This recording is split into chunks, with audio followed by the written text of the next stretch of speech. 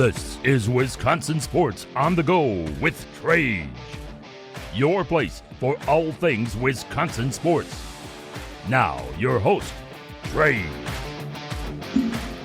How we doing, everybody, and welcome into Wisconsin Sports on the Go with Trage. I'm your host, Trage, as we're coming in here on this Wednesday. I hope you guys are enjoying your Wednesday so far here. Hope you guys have enjoyed your week since we talked this last Saturday here. A lot of stuff has happened. Packers got their defensive coordinator. We're going to talk about that in a minute here. Kind of get started with the Packer talk as Ummer's going to be stopping by here next on the show, and we're going to get into that. Badgers dropped that game to USC. And I thought that was, out of all the games we've watched from the Badgers this season, and there's been some ugly ones, right? The BYU game comes to mind. There's been some, definitely Nebraska. There's been some ugly games. I thought this game was mismanaged, and it was a letdown of a game, to be honest with you. So I want to talk about that today here. Talk about Greg Gard, talk about this Badger team. I know I'm not firing Greg Gard. I'm not in that camp. I know there's always I believe it's Grant Bills always posts that fire Gard meter on Twitter there all the time. And, after every loss, it's fire Gard. After every win, it's tough night for the fire Gard crowd. I'm not in that camp. I'm not firing him after that performance. But I thought there was problems with him in that game. I thought there was problems with some of the players in this game here. So Christian's going to stop by. We're going to talk about that Badger game here today on the show. We got, like I said, Packer talk to Badgers. We're going to talk Bucks later on here in the show. Giannis, Porter, both out now. It is wow for the Milwaukee Bucks. So the guys from Wisco Fanatics are going to stop by. We're going to try to shed some light on what we would do with this Bucks team moving forward, because as of right now, with the trade deadline looming, not a whole lot trending in the right direction. So we're going to get into that today here on the show. I want to talk a little bit of Brewers. We got a lot to dive into. Right away, though, we're going to have a little short intro here before we jump over, hit a break, come back. Ummer's going to stop by. We're going to talk about defensive coordinator hire. We're going to do our offensive grades for this last season for the Packers there. Over the weekend, we saw, Gannon gets hired. And there is a lot of mixed feelings from fans all over, right? This is a terrible hire. Look what he did with the Cardinals. I know, I see that. I see what happened with the Cardinals. He wasn't technically the defensive coordinator in there, yet there still is that question mark there then. But then you look back to his time with Philly and had a really good defense. Now, they had a lot of stars there. Packers have a good defense. They have a lot of stars in this defense. Maybe it's a fit, right? I thought it was odd, I will say. I thought they would give Jim Leonhard a chance. I thought they would at least interview Jim Leonhard and then maybe go on to Gannon.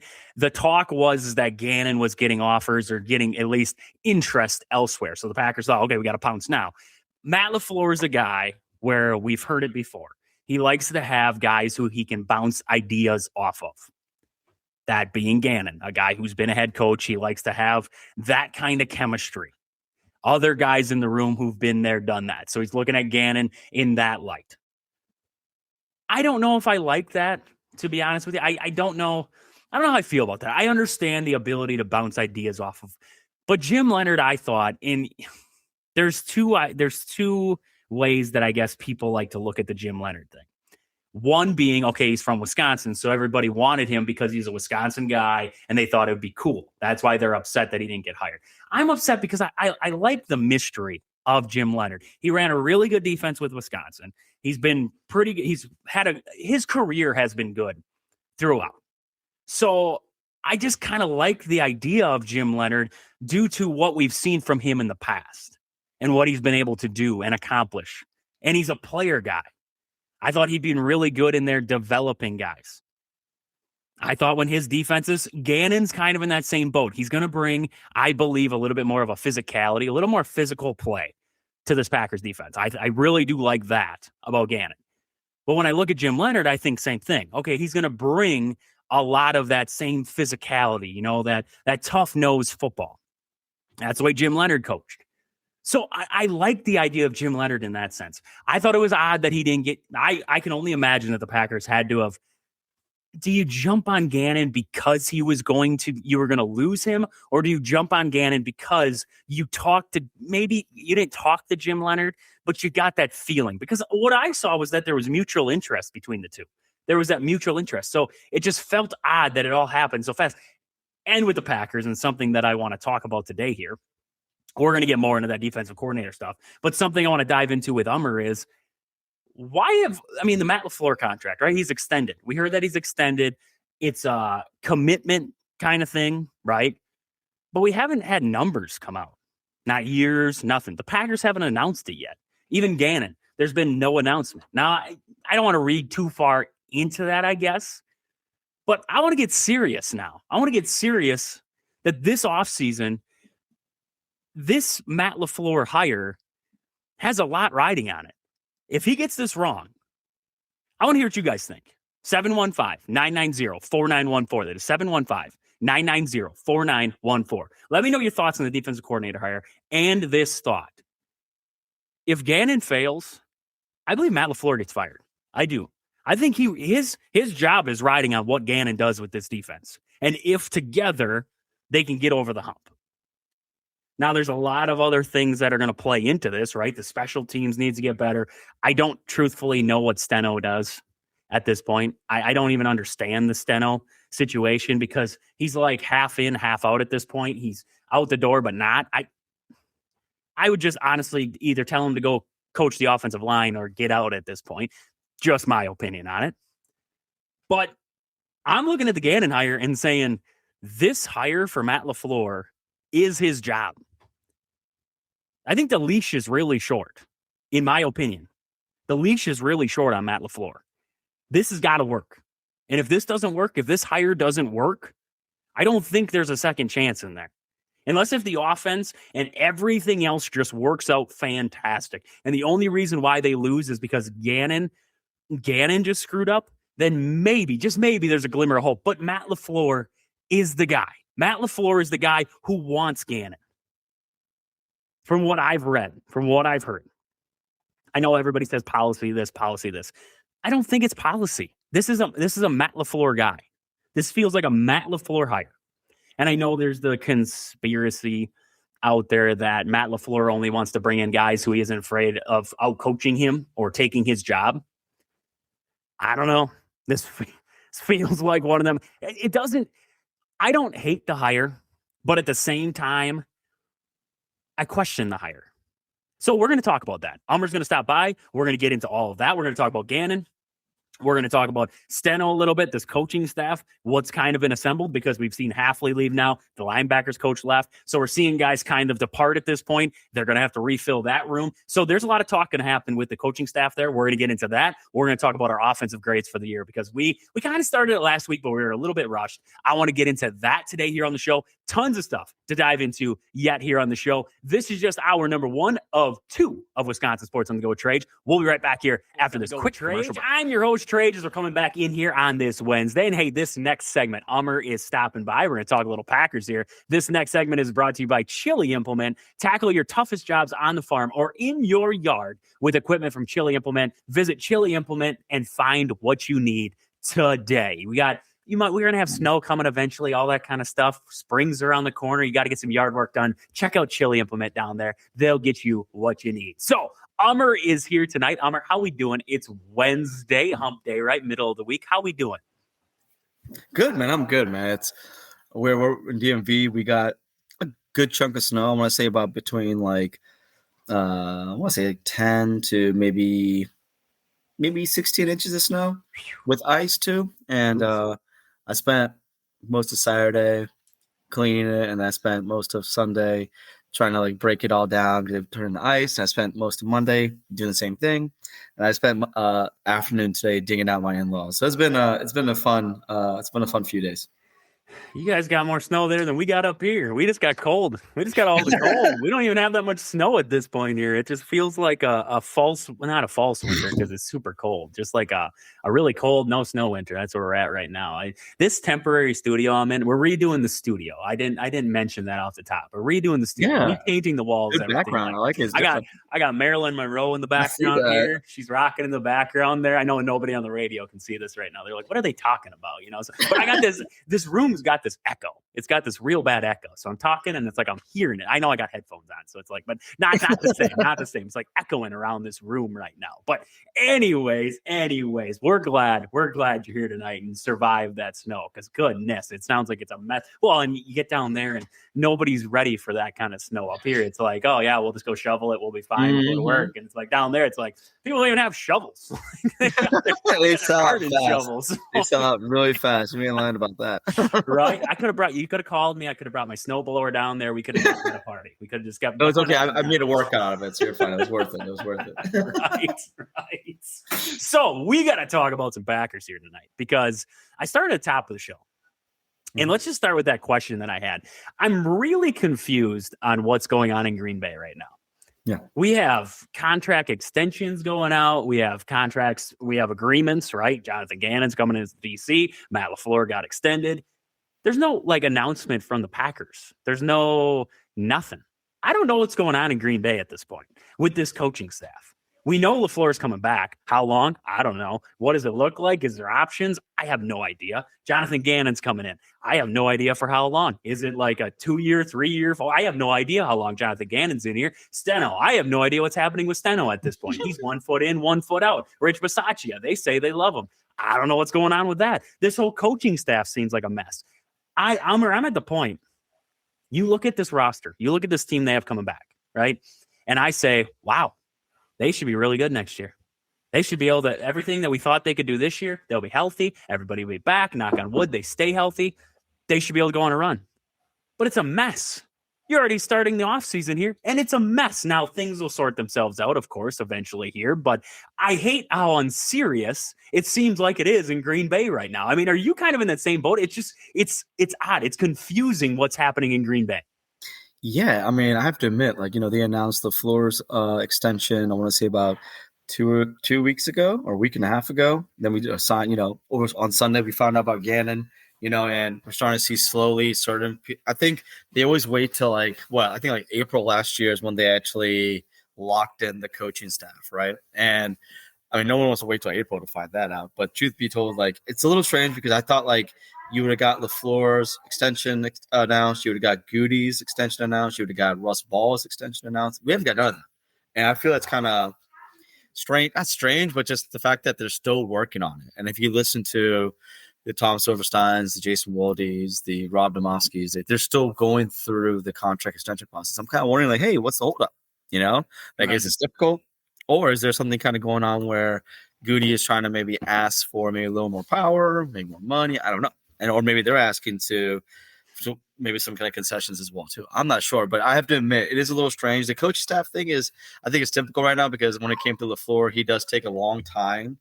I remember when in 2021, when Mo Drayton really was way overqualified for the job to be special teams coach. And it took him 2 weeks after the season ended for them to actually, fire him, knowing that he wasn't the man for the job. So again, I think LaFleur does have a hard time firing guys, because even when he did fire Mo Drayton, he was trying to still find a way to keep him on the staff, right? So it's a little bit of you're not really sure what's kind of going on behind the scenes, because again, the one thing that is a double-edged sword with the Packers at 1265 is that everything is hush-hush. Yeah. Very rarely are things leaked. I mean, if you think about it, you had this mutual interest with Leonard, and then he's already now being considered for the DC job in Buffalo, right? And just this, truth be told, even when it came to the extension for LaFleur, which we haven't got confirmed yet, it hasn't been announced, but it took how long for us to find out about that, right? And again, it is interesting to say the least. I think that I don't think there's anything wrong with you having some trepidation about why things haven't been announced yet, especially as our coach, our GM, our cap guy, all those things you think would have been already locked in by now. Because again, you would have thought LaFleur would have had an end of year season press conference. I don't think he's had that yet, right? Nope. And Goody also has his end of year season press conference too. So yeah, it's a little I think because of the fact that it's a dead period right now, especially the Packers. The Packers haven't been doing anything since they got knocked out, right? So we have that, and then now we have a week or two. We have 2 weeks until Super Bowl, so it's going to be more us trying to fill in the blanks. And what is it? East Shrine Bowl and the Senior Bowl are the only two things really holding us over right now. Yeah. Yeah. So I don't know. It's like if I was a player, I would just want to know, okay, how long is Matt LaFleur here? Right? Yeah, If I'm absolutely. a big Matt LaFleur guy, I just want to know. I just, maybe some of the guys do know. I have no idea, right? But I don't know. I'm just kind of in that camp where it's like, I just want to know. That's just me as a fan, I guess. But if I was a player sitting in a player's shoes, I'd want to know how long my head coach is going to be here. I want to know how long my GM is going to be here, the guy who's, controlling everything. I want to know those kinds of things. I don't really care about the Russ Ball thing, I guess, as much, but for sure, Matt LaFleur, I want to know how long he's going to be here. Yeah. So I guess that's just kind of where I find it odd, at least with the Matt LaFleur, is that it was announced, like you said, 2 weeks ago that we found out he's got the extension, and we just haven't seen any, even years. I don't need to see even numbers. I don't even, do I care? Yes, I want to know how much he's getting, how much he's racking up, but I just want to know how many years is Matt LaFleur here? What is the contract? And like you said, they're working on the fine stuff maybe, but that's also different, because you would have thought, okay, they got the agreement, they figured it all out, they did the fine tuning, right? Because usually it comes down to figuring out the little things in there. People look at the numbers, the years, and the money, but it's the little things in there, the options and all that kind of stuff in a contract that really is the stuff that gets worked on. So now you're sitting here like, okay, what's the deal? What's the holdup? Why is nothing being announced? Why is Matt LaFleur? They wait with these press conferences and everything like that, so we know that, but it's just an odd quiet, like you said, odd and quiet.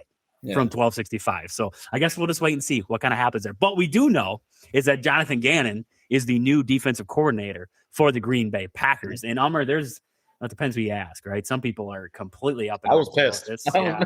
I saw Ummer's tweet. Ummer's tweet was he was not happy at first. He did get talked into it a little bit. I was reading through the comments. Ummer got talked into it a little bit, but he was not happy with the hire at first. He's an Eberflus guy, I believe. He comes out of that Eberflus tree a little bit there, I believe, in the workings. So it's I don't know. It's an interesting hire. It definitely actually was one that we had on our list when we talked about the defensive coordinators, but he wasn't the top. We were talking Al Harris. We were talking Jim Leonard. We were waiting for those guys. Gannon was on the list, but he definitely wasn't our number one choice.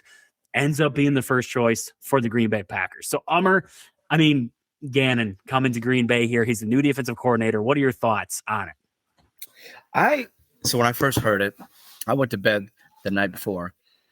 I'm very superstitious guy, right? So let me tell you what my superstition. All right. So every time I always have a Packers sweatshirt or t-shirt, I go to sleep, and I always take it off before I go to bed, right? And when I take it off, I always put it on my nightstand. And I said to myself, before I put it on my nightstand, I couldn't find it, and there was no room up there, so I put it on the floor. I was like, watch. I put this on the floor. We're gonna hire Gannon tomorrow. I swear on my life I said that. Woke up the next morning, and what was the news? We hired Gannon. And I'm just like, my first response to anyone saw it was, screw this. I used probably other colorful language. And then from there, I went and said, this feels like Joe Barry 2.0. And I had a lot of people in my mentions telling me this is nowhere close to being Joe Barry 2.0. And I was emotional because there's a lot of things about Gannon, right? Where his explosives and his introductory press conference as a head coach, his time on Hard Knocks, him punching Amari DiMarco, DiMacario for fumbling the ball before the end zone. Even though if you go back and look, it kind of thinks he did cross the plane with the ball.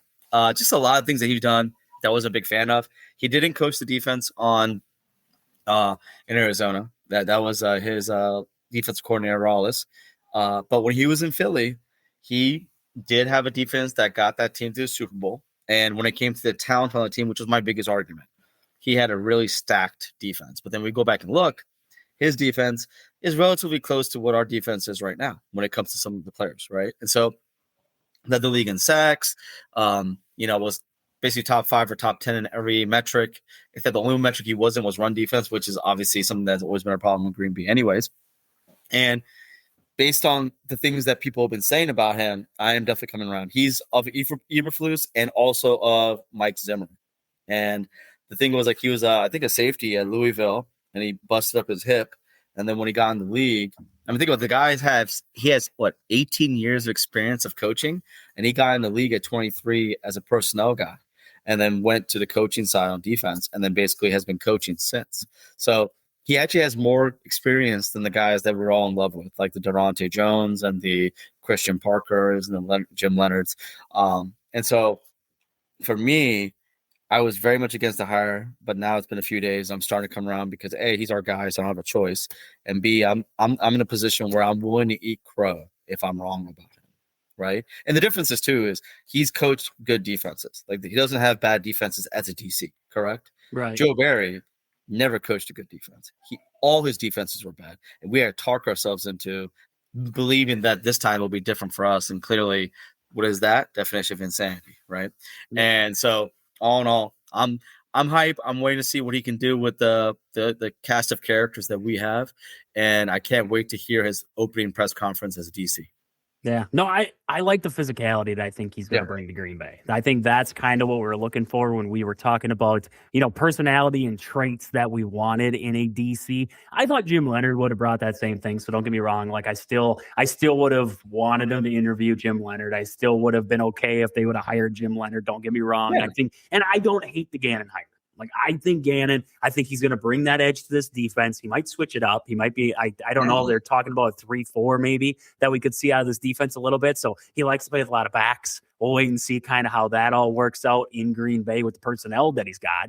But, I like the edge that I think he's going to bring to Green Bay. So I have no problem with the Gannon hire, and it's a kind of, like you said, a wait and see. He's had good defenses in the past when he's had stars. Now, when he went to Arizona, he was the head coach. He wasn't the defensive coordinator. He probably had some say in the room, but at the same time, it was also the Arizona Cardinals. There was a lot of mess going on in Arizona to begin with. They had a lot of injuries. That didn't help out with his defense. So a lot of problems in Arizona all the way around. But like you said, with Philly, he had top defenses. Now he comes out of the Eberflus tree, which a lot of people don't like. I think he was their backs coach when Eberflus was the D coordinator. I believe that was with the Colts. I think that's where I saw it. It was with the Colts or something like that. So I think I could be wrong. Hummer, you want to see if you can find that? You want to see if you can find that? I thought Eberflus was with the Colts, and I thought he was the backs coach. He was the defensive coordinator for the Colts, and then him and Poles, I believe, came together from the Colts to be a tandem GM, a head coach in tandem in Chicago. Okay, so I'm pretty sure Gannon was the backs coach there when Eberflus. That's where I think he connects with the Eberflus tree. Everybody likes to do their trees, where it's like the McFay tree and the Shanahan tree, and they like to do their trees. I think that's where he comes out of the Eberflus tree, but definitely did some great things with the Eagles. So I'm hoping that transpires with the Packers. Now, here's my problem, and I kind of thought about this when I was thinking about the Gannon hire and everything like that. It doesn't really matter who comes in as defensive coordinator if the Packers don't address the problems on the defense. You look at that secondary. You look at who you had in that secondary. Now, I don't completely dislike Keyshawn Nixon. I think Keyshawn Nixon was trying to play a role that Keyshawn Nixon wasn't meant to play that role. Keyshawn Nixon was not meant to be cornerback one. Keyshawn Nixon could have been maybe a slot guy, possibly a hard-hitting guy in there, even though when I needed him to be a hard hitter on the goal line, he decided to jump out of the way. Outside of that, let's look beyond that play. He was in a role that I don't think he was supposed to be in. And then you look at Carrington Valentine. Valentine just doesn't want to hit anybody at this point. He's so disinterested in playing defense that it's unreal. And then you had injuries that didn't help out there. They didn't have depth out there. They didn't have good depth, and they didn't have a good room to begin with. So I think, honestly, if you don't address your problem in the cornerback room, it doesn't really matter who you bring in as DC. Because if you don't have the right personnel in the room to begin with, it doesn't matter who's coaching them, whether it's Halfley, whether it's Gannon, whether it was Joel Barry or anybody in between. It doesn't really matter. You need to get guys in that room. Nobody in the NFL right now, outside of maybe Pat Surtain, there's probably a couple other guys that I'm going to miss. Derek Stingley, yeah. Yeah, those guys, you could probably throw them out there. They could go one-on-one, right? Outside of that, there's not a lot of corners anymore that can go one-on-one with a lot of these wide receivers. No. There is a lot of explosive wide receivers in the league. Puka Nacua. I mean, you could go through a laundry list of guys that it's really hard to defend these days. There's no Revis Island anymore. There's nothing like that. It's zone coverage is the big thing nowadays. And Gannon, he's going to run zone, as everybody else does. It's a common thing in the NFL. Now it's about getting the guys who can play that zone and play it well. Don't get lost out there. Looking at Nixon, looking at Carrington Valentine, a lot of the big plays the Bears had, a lot of those, heaves that Caleb Williams had, missed coverage. Where's Nixon? Where's Valentine? They're underneath the play. They don't have any idea. So it's about getting the right guys out there too. So when I look at the defense, I say I like Gannon, but you have to address problems. And that's where the draft comes in, right? I think they're going to draft a lot of defense in this draft, if I'm going to be completely honest with you. I think they're going to go a lot probably on the defensive line because we saw the lack of depth there at defensive tackle. So I think they're going to kind of look in that room. I think they're going to look at the cornerback room. They're going to try to add depth in there. They're going to have some money to spend. They're going to cut some guys. Rashawn Gary most likely will be one of those guys. I imagine probably Dontavian Wicks will be another one of those guys. So those guys will probably get moved on from. You're going to save some money. They'll have money to spend. Maybe they'll go out and grab a corner. Maybe they'll go out and grab a D tackle. Probably nobody of big name, but some good pieces that they could fit in there for Gannon. But Amr, I mean, am I off base saying like it didn't really matter who you brought in a defensive coordinator if you don't address the problems that you have in this room? Yeah, I think that a coach is coach, players play, right? And there are some coaches who can really get the most. Again, like they say, you squeeze a turnip and get as much juice out of that turnip as possible, right? Right. And I feel like that's what you expect of most guys you get as your DC or your OC. You want them to be able to take wherever talent you have and mold it into the best they can be, right? And if you do not fix the talent issue when it comes to some of the sides on the offensive, defense, and special teams for Green Bay, you're always going to keep having the same problem. And if you look at like the bottom of our roster, we have a lot of depth pieces, but we don't really have bona fide specific special teams players minus Zane Anderson is probably and maybe Christian Walsh and Nyman are probably the only three, right? Everybody else has some type of role on defense, right? And those special teams guys eventually go on. And we had Nyman out there covering Loveland on a 2-point conversion, which was the worst thing you could have done. You know what I'm saying? Like having a special teams guy who ain't got no business covering a tight end out there. So I'm with you. Like I feel like there's been a lot that's been put on LaFleur's shoulders when it comes to the coaching decisions and some of the players that are out there in their development. But I definitely think it should really fall back on Goody. I think that, we right now are watching the Super Bowl where two guys that were formerly literally a part of the Packers front office, John Snyder and Elliott Wolf they both being basically royalty, right? If people didn't know, John Snyder was actually one of the finalists for the president role for Green Bay. Rob Domowski actually reported that yesterday, that actually John Snyder was going through it and he was a finalist. But they decided they didn't want a football guy running running the Packers again. Even though Mark Murphy was kind of a football guy too, right? Maybe they didn't want that again. And maybe Ed Policy's kind of, done his thing. But Rob reported that yesterday, and just to know that like at one point John Snyder had like a poison pill thing in his like contract with Seattle that if the GM job ever opened up in Green Bay that he'd be able to leave to go to that job. And I think that he had actually put his name in the hat when Goody was hired as well too, right? So there's a little tidbits there, but all I'll say is that you saw John Snyder and Elliott Wolf, two guys that took two organizations. Elliott Wolf's first time in the Super Bowl, right? And now this will be John Snyder's third time in the Super Bowl, right? No, third time. Okay. And what I say about that is how many times has Goody been in the Super Bowl? 0. And I understand that's probably not fair to him, but it's just something to think about. Like maybe hindsight's obviously 2020, but look where we are now, where it's been 15 plus years now since we've been in the Super Bowl. And we have had some close calls. But again, the number one thing that we can go back and look for a reason why the Packers have not gone to the promised land again, a lot of those years is because of special teams. And it's because of the bottom of that roster that wasn't really, really panned out properly. It's something that Ted Thompson did a really good job of, right? Yep. And I feel like LaFleur gets a lot of heat, but I think some of the heat needs to go back on Goody personally. Yeah. I think he's done a good job, but he could be better. And I think that's where we need to see if he can do that or not. It's the little things, right? You can put a roster together, but it's about putting that one guy. It comes down to that one guy, right? Putting that one guy in that right spot. And I thought last season he did that. Just that one guy got hurt. And once that one guy got hurt, it all imploded, right? You got Micah Parsons. And then once Parsons got hurt, well, you lost Kraft and you lost Devontae Wyatt, which were huge losses to begin with. And then you lose Parsons on top of all of that. Right. That was your one piece. He went all in. And you have to applaud what he did, I guess, in that aspect. Yeah. We're just looking at grand scheme of things. Okay, what does he have to do even with Parsons, even with Kraft, even with Devontae Wyatt? They're still missing pieces to put them over the top. You look at what the Texans have done with that defense, and you look at what Seattle has with that defense there. They have those little pieces. It's not just about the Will Andersons, right? It's the little pieces out there in the cornerback room that do the little things throughout a game. And that's where we're looking with Goody, is to make those fine-tuning moves. The finishing touch on the masterpiece, right? That last stroke of the paintbrush. That's what you need, that last stroke that finishes the Mona Lisa.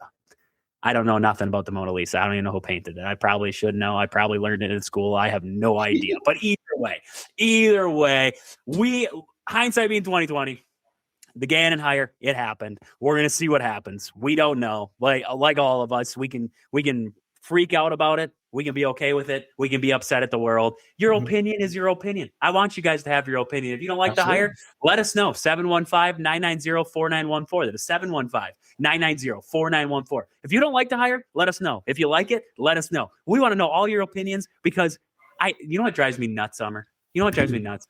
Is people can't have an opinion anymore about sports. They can't. Like across social media, if you post like, I don't like this hire, you will have 900 people hit your comments and tell you how you don't know what you're talking about. Yep, because that's exactly what happened to me. And it's like, you can come in here and have I want to debate. I don't want to have, because, those comments always lead to then they just go for personal attacks and you have no idea how you got to that point in the conversation. Every time.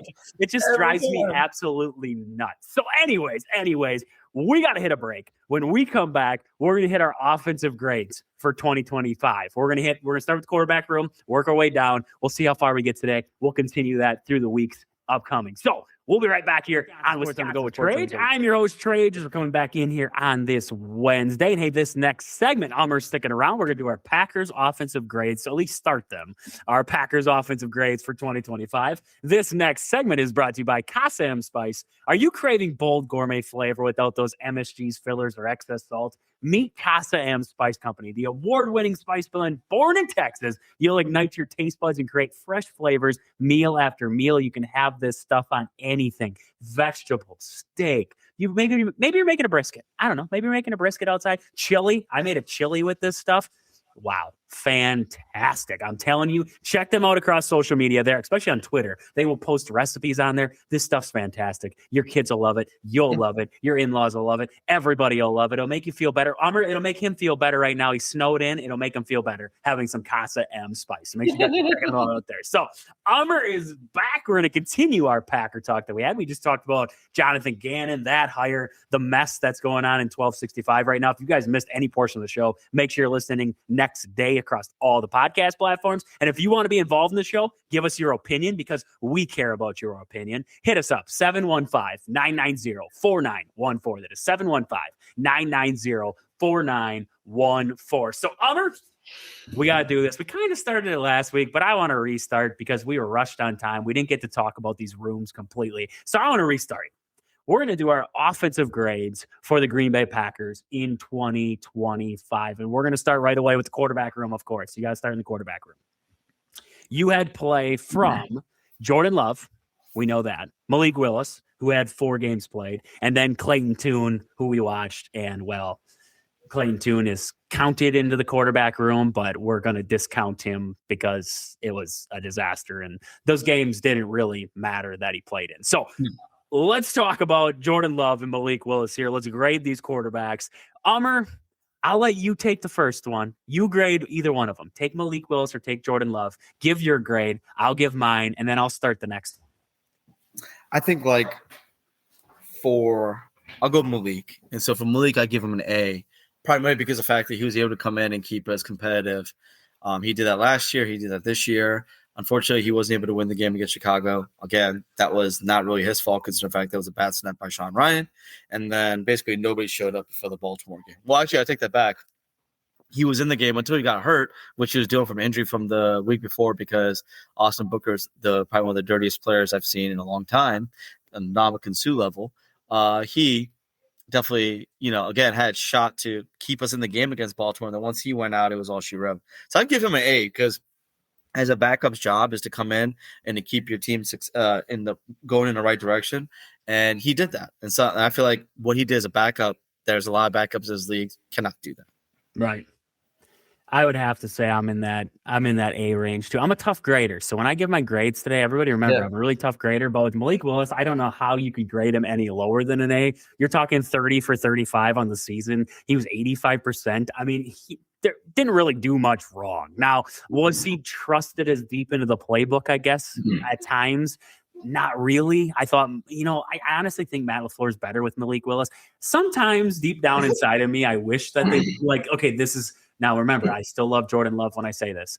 I wish that they didn't have Jordan Love signed for a long time because Malik Willis and Matt LaFleur would make a really good pairing because I think he loves the things that he can do with Malik Willis, especially with the legs that he has. Like he's able to throw the ball and run. So I think Matt LaFleur loves tinkering with that. So I like that pairing. Now, am I saying that I'm getting rid of Jordan Love? No, I think Jordan Love's a fantastic quarterback. I think he's really good. I think he can be really great. I'm just saying Malik Willis, from what he was trusted to do this year, stepping into a tough spot at times to take over for Jordan Love, he was fantastic.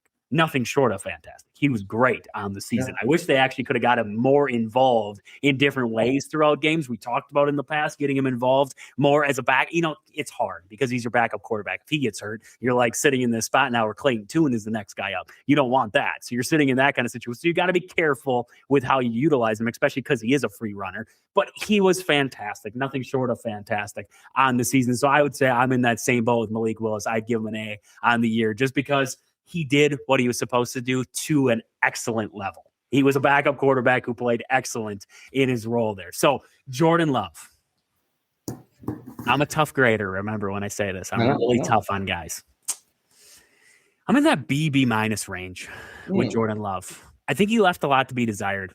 I still think he leaves a little bit to be desired for me. At times, I understand why he's got to hit that back foot and he's got to lean back into a throw, right? Because there's pressure in his face. He doesn't have the ability to step forward. He makes some really good throws.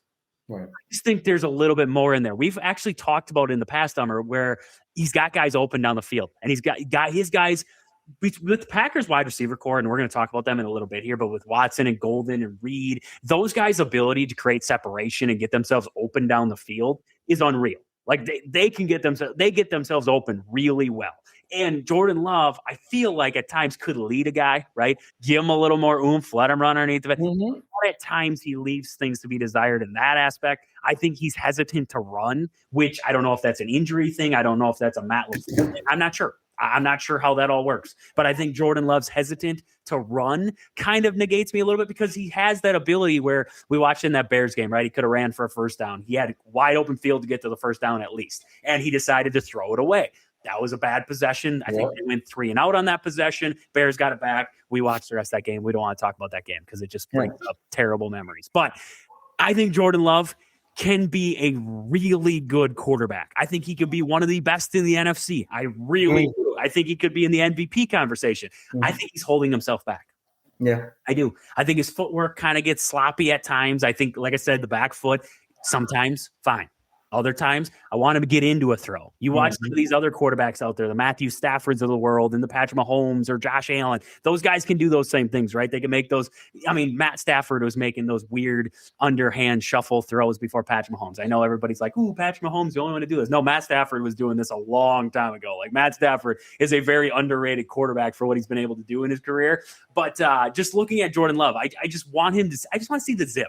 Right? He has times where he puts some zip behind the ball. I want to see him put some zip on a ball down the field. I want to see him lead a guy. I want to see him hit in stride and just keep going because there was a couple different touchdowns where even if if that defender was just a little bit earlier because he didn't lead this guy.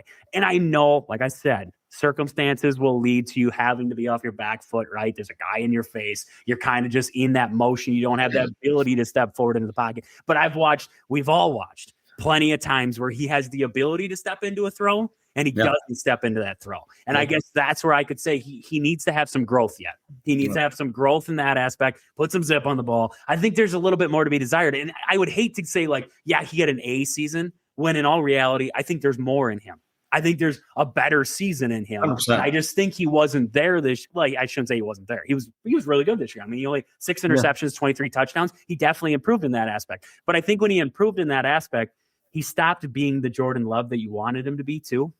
Because the reckless Jordan Love, you want to have a happy medium, right? You don't want to be completely reckless, but you want him to make those throws. Yeah. You want him to make those big time throws that made him noticeable. And that's where I think I got a little bit left to be desired with Jordan Love. I think he'll figure that out. I think he'll be, once he gets healthy, stays healthy, he'll be better in that aspect. But I think he's got to be more willing to run. I think he's got to be, that's on Matt LaFleur too, to get him out there and use his legs a little bit because he's not fast. He's not Malik Willis fast, but he's got the ability to run. He's not like he's this awful runner. So I just want to see more. So I'd be in that B minus range with Jordan Love. I think I would say with everything that he dealt with the offensive line being literally in shambles for most of the year, I would give him a B plus, A minus. Considering the fact that he literally was in the MVP conversation as a third person, basically third in the MVP conversation by week 9 before he went to Denver, right? So part of me thinks that he's right there on the cusp of being one of the the better quarterbacks in the league. But there, like you said, there are things that he needs to clean up. And if you think about it, this is his literally his third year starting. Kind of this is where they should be kind of hitting the ground running, I think, right? And I agree that when these things happen, it kind of makes you feel like there's more to be desired, right? Yep. And I feel like when and the sad thing is you do these comparisons with Favre and these comparisons with Rodgers, where in Rodgers' second and third year, he was already kind of hitting his stride. You know what I'm saying? And I feel like Jordan is right there. But then again, though, the difference between Rodgers and Love is that Rodgers had literally one of the best offensive lines that decade. Yep. With Clifton and Sitton and Lang and Wells and Tauscher, and then when Tauscher left, Balaga. I mean, I'm just saying, his offensive line was pretty much set for about at least 10 years of his career. And with Love, he's yet to have that type of offensive line. So I'm not trying to make excuses for him, but it's not apples to apples, is what I would say. Yeah, so I would say B plus, A minus.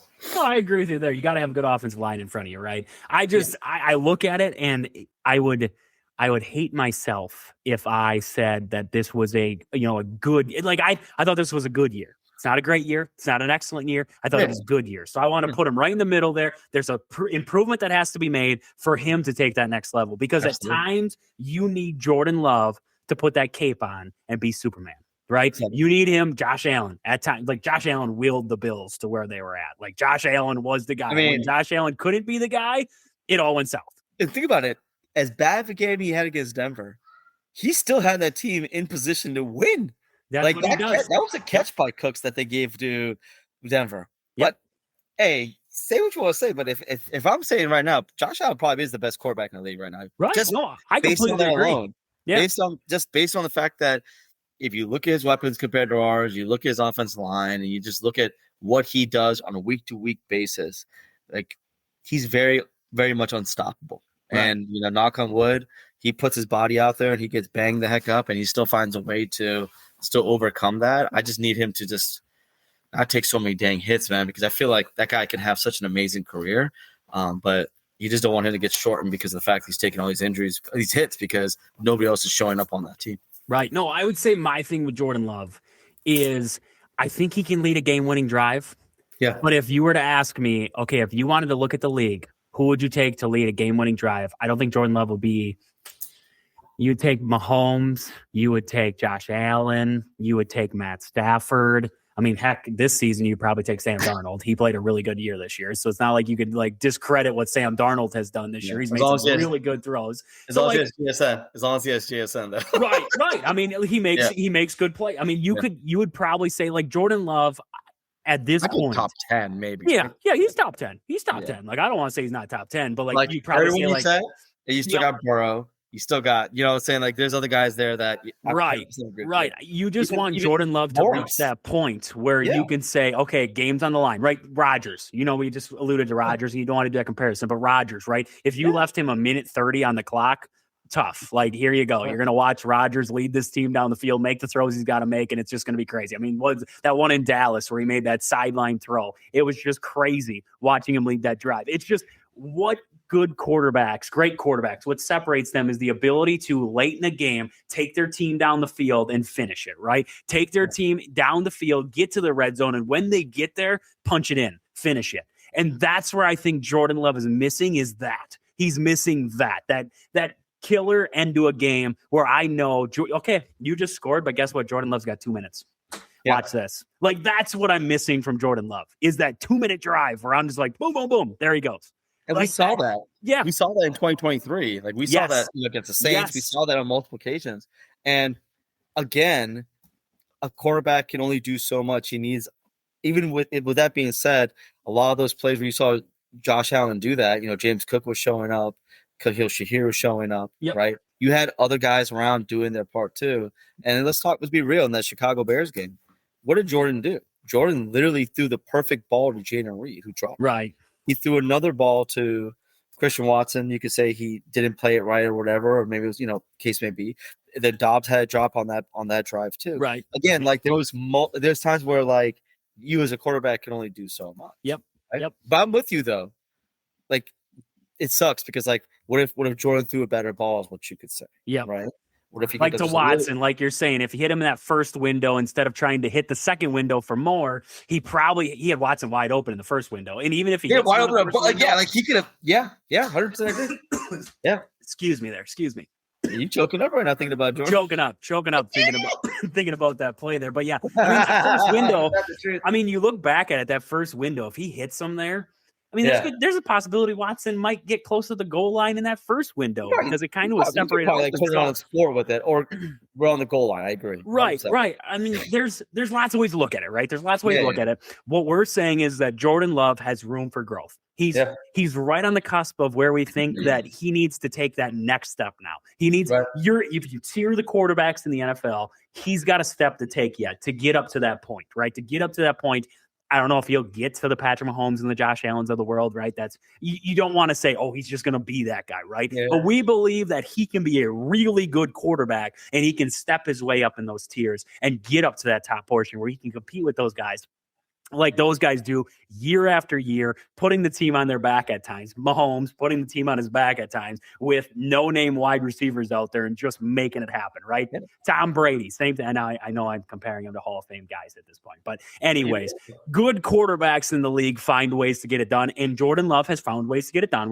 We don't want to discredit that he can't make throws late in a game. But what we want to say is that we want to see it on a consistent basis where you fear him late in the game. You're like, because there's like Rodgers clips online, right? Where you can go on YouTube and you're like, teams that left Rodgers too much time. Yeah. You watch like a 20-minute clip of like 2 minutes to go and here goes Rodgers. Like you want Jordan Love to get to that point where it's like they left him too much time. And I just don't think they're at that point with Jordan Love yet. I think they'll get there. So let's hit the running back room real quick. We'll hit the running back room next week when we come back. We'll hit tight ends. We'll hit the wide receivers. We'll hit the offensive line. Running back room. I'll start with Josh Jacobs. I'm going to say give me a B+ for Josh Jacobs. He was banged up all year long. He was banged up. And I think, honestly, they underutilize him at times. I yelled about it, for weeks. You remember I was yelling about it for weeks. Get him involved in the passing game. Don't just involve him in the run game. Get him involved in the passing game. They did it. He bust out big plays. Josh Jacobs was banged up all year. He was a workhorse. He was still giving her. At times, I thought they probably should have just sat him because I think he was hurting the team at times more than he was helping them by being banged up and trying to play. It was hurting at times. Now, I don't want to discredit him because I love that. I love that workhorse mentality. But when I look at Josh Jacobs, 929 yards in the year, almost 1,000-yard rusher. He was banged up. That's still an impressive season. The offensive line was inconsistent as all get out, and he still almost put up 1,000 yards. Yeah. Not a bad year at all. I'd say I'm in that B+ range with him. You wanted to see a little bit more. It wasn't a perfect season, but it was a pretty good season out of Josh Jacobs there. Josh Jacobs, to me, I give him a solid B. And the reason I give him a solid B is because we have unfortunately had to revise the way we run our offense when it comes to run plays because of the way he likes to run plays, right? Yep. Prime example is that he likes running out of shotgun. He likes inside zone out of shotgun, right? And if, again, a product of what he does, and I give him a B because he was able to make a lot happen with really crap. I'm talking about one of the worst run blocking offense lines that we've had in a long, long, long time. Yep. And because of that, he's getting hit in the backfield 3 yards back and still able to get positive yards a lot of times, But when we need him in December and in January to have a really good game, unfortunately, he couldn't product of that because the offensive line couldn't block to save their lives on a run play. And you kind of find that funny because normally offensive linemen love blocking run plays instead of pass plays, right? Right. Because in run plays, you're attacking. And in pass plays, you're kind of playing defense. And that's what your offensive lineman, right? The guy's coming to you. So for me, I give him a B because, unfortunately, injuries were a big part of his game this year, unfortunately, right? And he was still trying to play through it and gut through it. I'm trying to like convince myself to give him like an A-, just because he was able to kind of endure and overcome a lot and still perform pretty well, right? But I'll give him an A- because he was able to still do a good amount with such a crappy offensive line play on the run game. Right, Like it was just just inconsistent. so inconsistent. Across And the then board.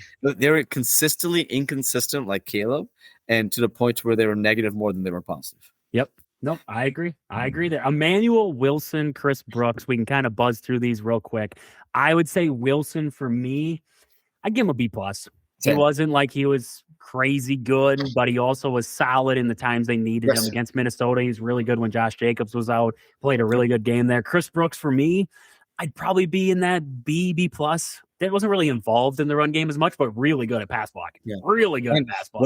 When he did get involved, like even in the Chicago game in the playoffs, he caught that ball and took it down 15 yards on the field. Yep. Right. I think like, again, when you need him to jump into the game and perform, be it pass blocking, be it catching the ball or running the ball, Chris Brooks always shows up. Yep. Like he's the guy. Him and Wilson are two guys I bring back no matter what. And we try to find a way to make Lloyd fit, but if not, I just think like he's just a gamer.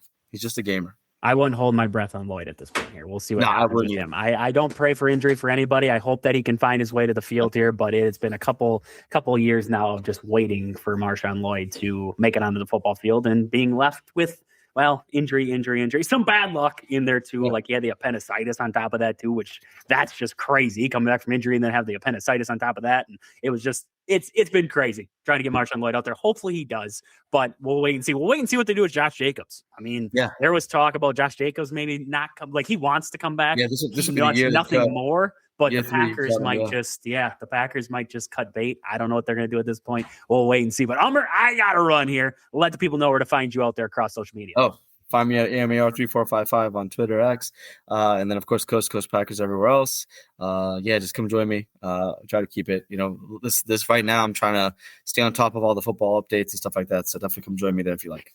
Make sure you guys check him out there. He's got fantastic stuff, keeping you updated on the Packers, the snow situation that he's got going on. He's keeping you up to date on everything like that. So when we come back, we're going to wrap up hour number 1. Look ahead to hour number 2. We'll be right back here on Wisconsin Sports. I'm your host, Trades, as we're wrapping up hour number 1. Looking ahead to hour number 2 here on the show tonight. And this next little segment is brought to you by Jeff Holthouse with State Farm Insurance. For home, farm, auto, renters, and life insurance, contact Jeff Holthouse there in the Neelsville, Toma, and now Marshville. He's located in the former Kids Corner building at 505 North Central Ave. Make sure you check him out there, Jeff Holthouse with State Farm Insurance. So we're just talking about Packers a little bit there. And if you guys want to share your opinion on anything happening with the Packers, with the new defensive coordinator, maybe with the Brewers, I'm going to talk a little Brewers here. Hit me up, 715-990-4914. That is 715-990-4914. Make sure you guys like, subscribe, follow across all the social media platforms out there. So talking about the Brewers a little bit, there was an update yesterday there from Adam McCalvey out there. I probably just butchered his last name. I'm sorry if I butchered it there. But Jesus Made, I don't know how they say it. Probably Made. Jesus Made has been invited to the big league camp. So that's some exciting news there. He's going to be added. There's a bunch of prospects going to be there, actually. And some of the bigger names that you look on there, Jesus Made, you're going to have Cooper Pratt on there. Brock Wilkin is also there. And then Jet Williams, the new infielder, outfielder they just got from the Mets there in the Freddie Peralta deal. And that's exciting. Having Made down there, I don't believe he's going to start the year at the big league club. Like, don't get to that point. But having him there gives you that little bit of a glimpse of what that future looks like for the Brewers, and watching some of the clips of him from down in the minors, wow. Him and Pratt, that's going to be a really good combo in the infield there. Brock Wilkins, fantastic too. And then Jet Williams. And the interesting part with Jet Williams is I don't believe he's going to start the year at the big league level unless if he goes down to spring training and just tears the cover off the ball and it's just a crazy spring training out of him. I don't believe he's going to make the big league club straight out of spring training or anything like that. But his ability to play shortstop and center field, it's going to be what happens with him is going to be a lot on what happens with Joey Ortiz and what happens in center field. I believe they're going to move Churriel back to left. He needs to be in left field. I don't think he's I like Churriel in the outfield. but I don't think he's a great center fielder. So I think he's going to move back to left. It's also going to be a lot less movement on him there. So keeping him in left field. And then you got Sal in right. Center field, Garrett Mitchell and Blake Perkins. I don't know how that's all going to shake out there, but Jet Williams could find his way into center field. He could also find his way into the infield somewhere, whether it be Caleb Durbin starts to struggle over at third base, maybe has some regression from last year, or you look at shortstop of Joey Ortiz. They're hopeful of his bat finding it this season, but we'll wait and see. But Jet Williams going to be down there. Same with Cooper Pratt, Jesus Mate. Luis Lara's there again. Loved him. He's a really good prospect in the outfield, so I'm excited to see him once again there. And then, they got some other prospect. Luke Adams going to be down there. I believe Ramon Rodriguez, Matt Wood. So there's a big list out there. If you want to see it, Adam shared it out there across social media. But I'm excited to see Mate down there getting his first action there with the big league club. Can't wait. He's only 19. We're going to see him up. I believe we're going to see him up at the big league level here sooner rather than later. I don't think it's going to be quite this year unless if things go really south. I don't want to say that they're going to go really south, but unless if desperate or he's just tearing the cover off the ball down there, which he has been doing. So I can imagine, I think he's going to be up sooner rather than later, but I'm probably looking at next season where we'll see Jesus Mate there. But exciting stuff there out of the Brewers. So when we come back from the break here, Christian's going to stop by. We're going to talk some Badgers. We have some Bucks talk later with the Wisco Fanatics guys. Kyle's going to stop by. We have talk NFC, AFC championship games. We have a whole boatload of things to hop into in hour number 2 here. We'll be right back here on Wisconsin Sports on the Go with Trage.